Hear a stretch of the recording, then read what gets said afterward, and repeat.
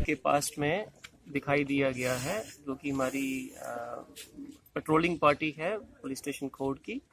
और उसके बाद SHO खोड़ और मैं खुद SDPO अखनूर हम यहाँ पे पहुँचे और हमने सारा एरिया को जो है, सबसे पहले हमारा जो एम था कि जो यहाँ के लोग हैं उनको यहाँ से सुरक्षित साइट से दूर लेके जाया जाए। और ट्रैफिक जो थी, ये जो जैसे कि आप देख ही रहे हैं कि ये एक चौक है, तो यहाँ से खोड़ और पलावाला के बीच में काफ़ी सारी जो आमदोरफ्त रहती है गाड़ियों की, उसको स्टॉप कर दिया गया। और उसके बाद आर्मी का जो स्पेशलिस्ट है बम डिस्पोजल स्क्वाड, वो यहाँ पे आए और हम सब ने मिल के इसको सक्सेसफुली डिफ्यूज़ किया। ये मेरे हिसाब से 4 से 5 किलो की एक IED थी, जो कि एक टिफिन नुमा कंटेनर में रखी गई थी।